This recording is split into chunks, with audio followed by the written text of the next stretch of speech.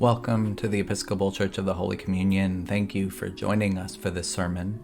You can find all of our sermons at holycommunion.net and our Facebook, YouTube, and podcast channels. Consider hitting like or subscribe. Consider sharing this sermon with others. It helps us to reach more people like you. We are so thankful to those who support our ministry. You can give today at holycommunion.net/give. Good morning. I was so honored to be asked by Reverend Mike to speak with you at such a momentous time in the history of our community. To my dear friend Shirley, thank you for your friendship and for your faith and commitment, not just to this congregation, but to our community. As institutions, our school district and your church go way back. In fact, we came to life at nearly the same time. University City's first public school opened in 1868. Holy Communion was founded a year later in 1869. Though your first congregants established Holy Communion several miles east of here, near downtown, even then we occupied common ground. Your fur-bearers first worshiped in a brick schoolhouse. Then we grew closer. Our school system as we know it, as I love it, got established in 1912 with an enrollment of 679 students. Holy Communion moved to this corner in University City and held its first service Christmas Eve, 1938. Barely more than a half mile from the then newly brand new University City High School, 1930, and Jackson Park Elementary School, 1933, and the former Hanley Junior High, 1936. Holy Communion grew, and so did we. Today, the school district of University City enrolls 2,600 students in grades pre-K through 12, and we have added schools, we've closed schools, we've repurposed schools, we have a new administrative building in the 3rd Ward on Olive, and so, yes, we've grown. The cornerstone for this beautiful sanctuary where we are gathered here today was laid in 1950. Reverend Mike tells me that you now have approximately 450 members. More important than the numbers and the dates that I just shared are the values that we hold dear and the way in which this congregation has brought them to life in these times and in so many ways. I take note in particular Holy Communion's work in providing school supplies for Barbara C. Jordan Elementary School, for providing tutoring supports, and more recently, calming kits to help our students learn how to manage emotion, regulation, and just sometimes this thing called life. We are so grateful for your support. We are grateful, too, for what I would call your wokeness. Holy Communion, over several generations, has been at the forefront of social justice movements. It was the first parish to celebrate an interracial marriage. It provided a forum for the Black Panthers to speak their truth. It supported a Vietnamese family that sought political asylum in America. You have long fostered diversity, equity, and inclusion within your congregation. And in the throes of this pandemic, you created Laundry Love at a nearby laundromat to support your hard-pressed neighbors. Going on many years now, you have participated in gun violence prevention programs and advocacy. Holy Communion doesn't just pray, y'all act. I'm here to encourage you to keep on keeping on and to tell you where your school district stands today. And even though you may not send your children to U City, you are part of our family. So this is your school district. Let me start by quoting a late great philosopher who grew up not too far from here. His name was Yogi Berra. Yogi once said, "The future is not what it used to be." Some consider that a malaprop, maybe, but at the same time, I would argue that it is profound. The future is not what it used to be in University City, as well as across the region. As you all know, we have long had our challenges when it comes to providing an equitable quality education for all children. But the pandemic, along with the political and social upheaval in recent years and months, has created a new dynamic. It has given us a conscious choice. We can circle the wagons, or we can lead. We can be driven by events, or we can shape them. With your help and support, we will lead. With your help and support, we set an example for others to follow. We live in frightening times. We not only have a pandemic to contend with, we also have another pandemic, systemic racism. But fearmongers who spread hate and disinformation, what we used to call just blatant lies, we have political leaders who think they know better than educators what is best for students in their schools. They have taken to suing public institutions that are strapped for resources, that are fighting each day to support the academic, social, emotional well-being of children. They're suing these same institutions because we require children to wear masks to keep them safe. In North County, 5 to 7% of African American children are vaccinated. 5 to 7% are vaccinated. So why would we not provide a layer of protection for our children, our most vulnerable? We have some parents, thankfully not in my district, who want to ban books that give voice to the voiceless, that give life to our history that we want to erase and act as if it didn't happen.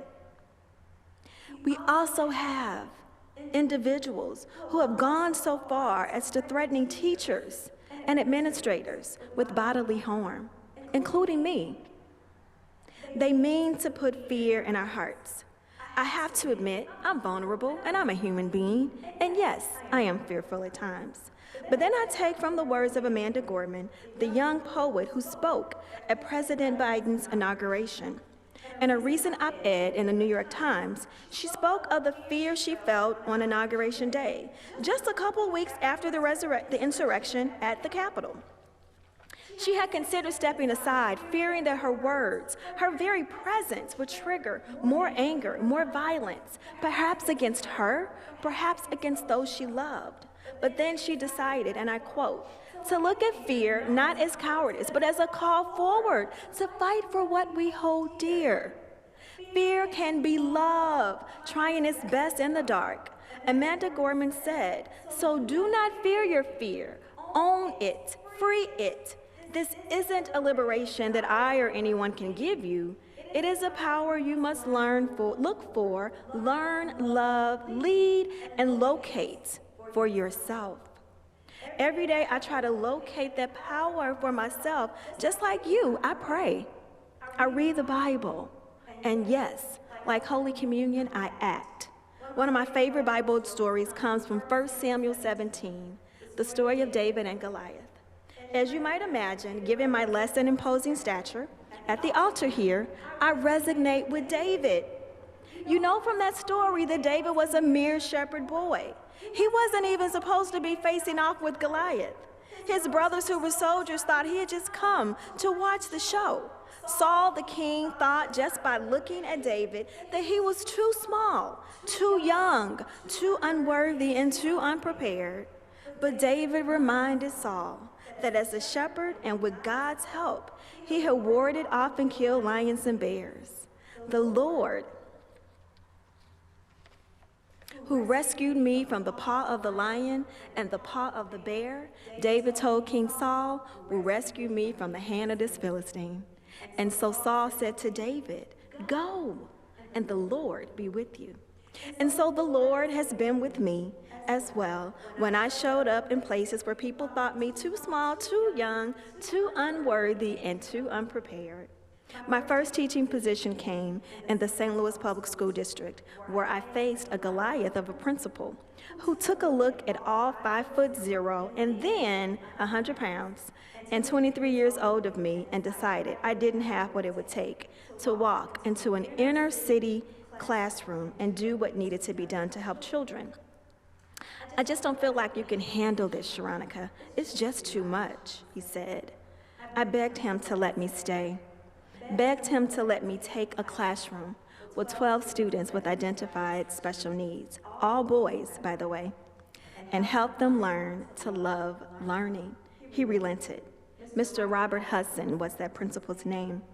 While he is deceased now, he continued to be a mentor and a support for me throughout my career and even was there to celebrate my wedding.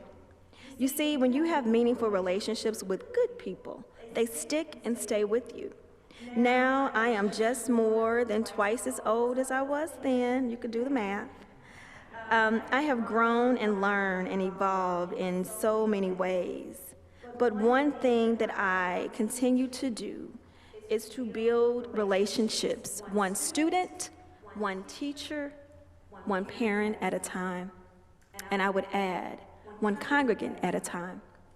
Let me tell you about one University City parent and Holy Communion congregant that I value so much.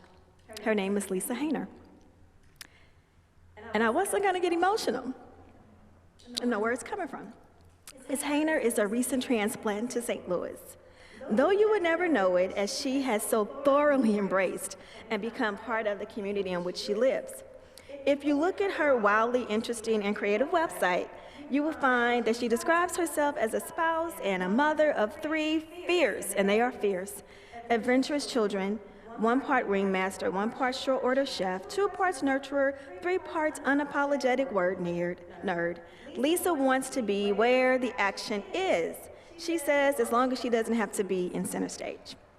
When she isn't pushing for educational equity in her community or volunteering with local organizations, she loves to sing and play her instrument. Lisa believes firmly in the words of Mary Poppins, "In every job that must be done, there is an element of fun." Well, that self-description certainly rings true with my experience. Ms. Hayner is a light for Pershing Elementary School and the U-City community as a whole. She genuinely, and I'm gonna use that genuinely because a lot of people talk it, but she lives it. She genuinely embraces all people and leans into differences as a way to build community.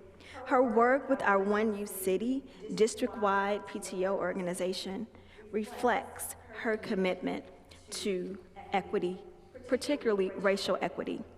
While her family is technically in the minority group, as one of the only few white families at Pershing, she is intimately a part of our U-City family.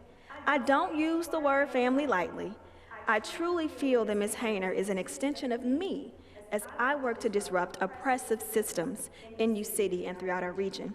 I am blessed to know her, her husband Tim, and I absolutely adore her children, Adeline, Eleanor, and Saloma.